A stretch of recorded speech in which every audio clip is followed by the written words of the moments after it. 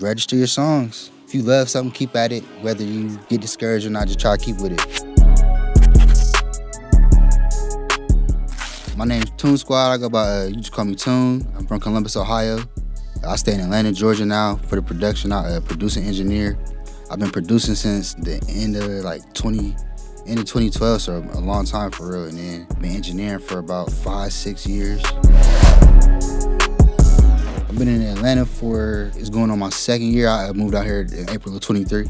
So yeah, going on 2 years in Atlanta. The music scene is we got a lot of artists and people who trying to do it, but the cohesiveness isn't all the way where it need to be. It's getting there now. Down here is just the way people willing to network, and you can meet somebody, they could not even hear your work, but you tell them what you do, and they immediately, oh, I know so-and-so, or you could go here, I'll give you so-and-so's contact. So it's a different feeling for sure, but I still like back home and stuff. I want to try and go back and try to make things happen. That way people can kind of create the avenues that I kind of been able to do for myself as well too. Collaboration is key, and really networking, putting yourself out there, just willing to be around people and put yourself out there really is one of the better things you can do, and just staying focused and continuing to work on your goals. And you can do that anywhere, but here I feel like it's a lot of benefits that you can reap doing it.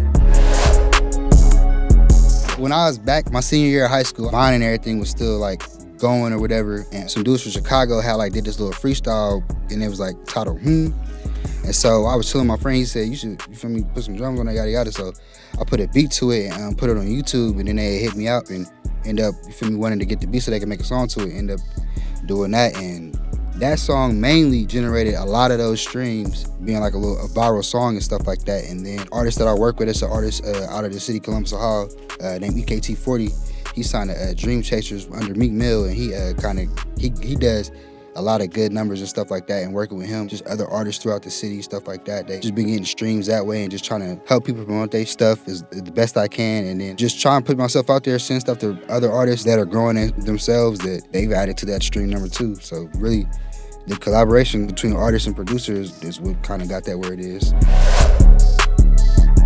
Being on social media, kind of just thinking about what you can do with it, and being a fan. I like music, even though we do it as a profession now, it's nice to pay for it and stuff, but I still just love doing things that I want to see how I sound or see if it'll sound good. That was one of those things, and end up being something beneficial, I guess. It'll be more so a viral sound, maybe a song that's picking back up, or Young LA, the Ain't I song's picking back up. I said with it before, but I'm kind of getting the idea. I want to do it again because I know somebody will want to rap on it, especially with it being current right now or buzzing right now. So things like that could be an old song that's coming back, or a little Instagram sound, because sometimes they'll just have regular pop melody or something just behind something, and it kind of gets commonly used. So knowing that people are using that for their reels and stuff, it'll be somebody that raps that heard it and might want to rap on it because they know people may use it in that same sense.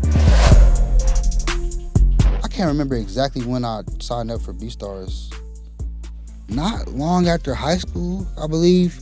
But I wasn't consistent on trying to put things on there. At first, I was using SoundCloud, but once I discovered BeatStars, I made the jump immediately because I was just putting stuff on there trying to get people to check it out, then hit me up to buy it.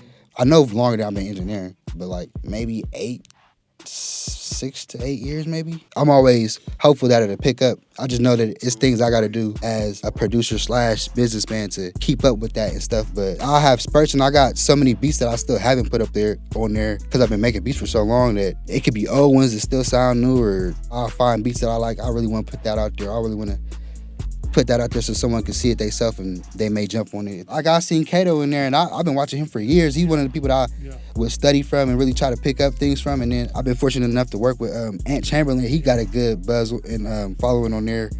And just learning things from people like that who got names but still willing to work with people who trying to build their name. People that I'd be working with or other producers I work with, I'm willing to share because I feel spread the wealth for everything. So I've been saving my midis or scores for years. So if I work with somebody, we get cool, I'll just drop the photo off on them or things like that. But I don't know, it's kind of like a groove. Once you get used to it and kind of know the layout of I use FL. I mean, I know everybody uses their own thing, but I use FL personally. And once you get used to where everything's at, you just kind of get in a groove and kind of just know where you want to put things or know what works with certain patterns or ways drums is laid out. So I wouldn't say I'm famous for it though, or else I feel things would be a little bit bigger. I be trying to do my own drums and save things and stuff. I plan on it real soon. I just haven't done everything I need to do to put it out there. But once I compile everything I want to put out there, I will, because I don't want to like copy a bunch of people and stuff like that. I want to try and have things that's new to people out there. I try not to bug him. I feel like I probably do be bugging him, but Mike Tramp, he's taught me a lot. Asking questions with him about like, anytime I'm checking in the Sony app, just checking like numbers or how things is doing. Obviously the numbers is part of the business aspect, but understanding that is, I feel like, a ballpark in itself. So I feel like I've been able to learn a lot of that from him. So I feel like I picked up a lot being on the publishing side. If you're working, all of that is going to add up, because it's going to be more than one song. You're going to have a lot more. I try to stay on top. Anytime I know something's coming out that I've done something on, I try to get on top of it, or even get the info from the artist beforehand if we got that relationship where they can give me that way I can try to have everything ready.